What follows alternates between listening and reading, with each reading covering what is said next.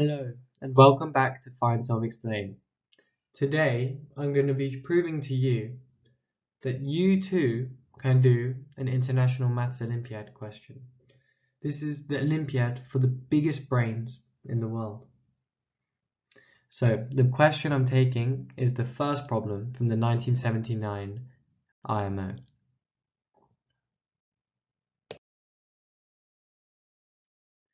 If P and Q are positive integers such that P over Q equals 1 minus a half plus a third minus a quarter and so on all the way up to 1 over 1319, prove that P is divisible by 1979.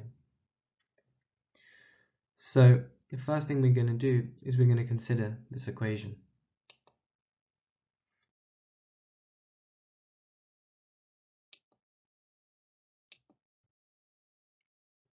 When we look at this equation, we see that it's completely made up of Egyptian fractions.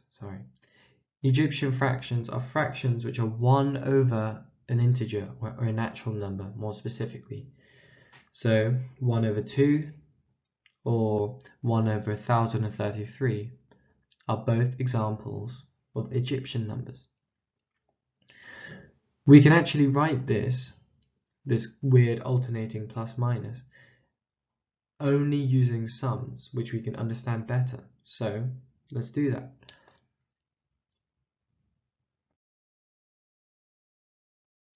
Now I've written it as 1 plus 1 over 2, so the whole sum all the way up to 1 over 1319 minus 2 times all of the even terms, or I say even, all of the terms where the denominator is even. And I hope you can see that these two things are equal. Next, I'm going to multiply out the 2 from this bracket to give me 1 plus 1 over 2 plus 1 over 3 plus 1 over 4 all the way up to 1 over 1319 minus 1 plus 1 over 2 plus 1 over 3 plus 1 over 4 all the way up to 1 over 659. And as you can see, these things are going to cancel, and we're going to get 1 over 660 plus 1 over 661 plus 1 over 662 all the way up to 1 over 1319.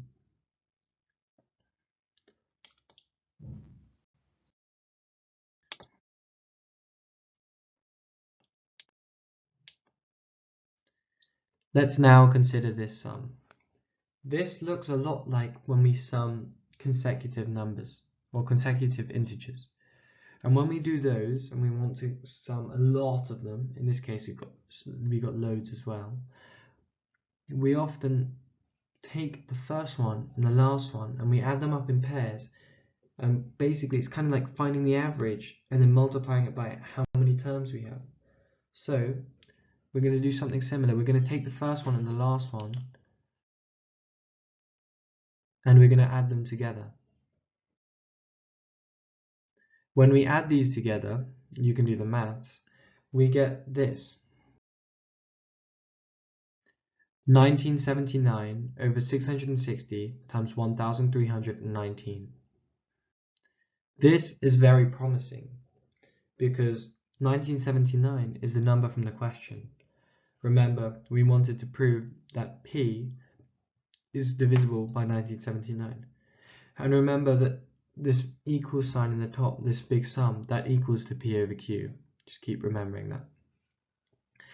So again, P over Q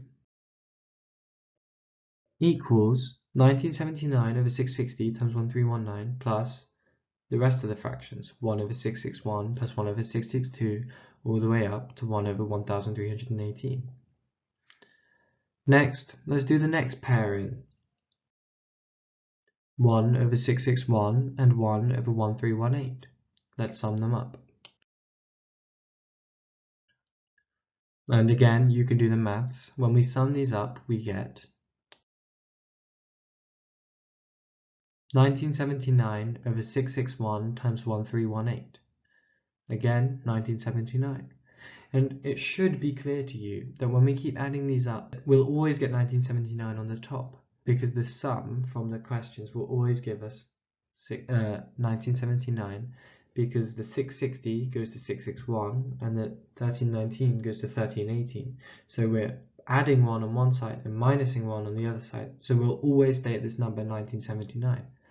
Anyway, we can now put this fraction into the sum as well. If we continue this process, we can see that this will always work. It will always be 1979, and there will be an end limit, but for these purposes, let's just put ...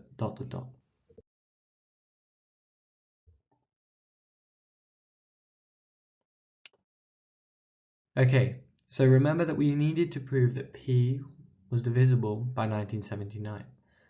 This is promising. We should have now have a long sum of things, all of which have 1979 as the numerator.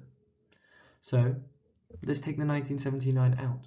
Seems like a fairly logical thing to do, factoring out a common divisor. This gives us 1979 times 1 over 660 times 1319 plus 1 over 661 times 1318 plus 1 over 662 times 1317, and this continues on. And I want to remind you of something. 1979 is prime. This is something you would have known had you been sitting the paper in the actual year. Often mathematicians who do these sort of competitions or Olympiads, they will check the years. They will check, is there anything interesting about this year? Are there any interesting facts? For example, if you're sitting a paper this year in 2023, it might be useful to know the prime factors, whether there's any squareage in, whether it's something times a square number. That can often be quite useful. So this is something you would have known going into the competition. 1979 is prime. Otherwise, you wouldn't have realized it. But this is something that when you go into the competition, you're looking out for questions that are based upon this fact. So I'm going to claim that the bottom of the fractions, so the fractions inside these brackets, will never cancel with the 1979 on the outside.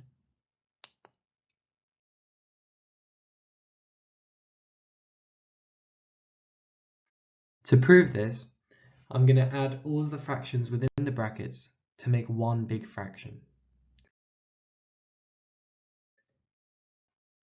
This will give us 1979 times some stuff over 660 times 661 times 662 all the way up times 1317 times 1318 times 1319. Now, if we look at these numbers, we know that none of them are multiples of 1979 because they're all smaller than 1979. So 1979 is not included in this chain, so there will always be a 1979 on the top of this fraction. So P is always divisible by 1979. Remember, this was the question. So if P and Q are positive integers such that P over Q equals 1 minus a half plus a third minus a quarter all the way up to 1 over 1319, P must be divisible by 1979.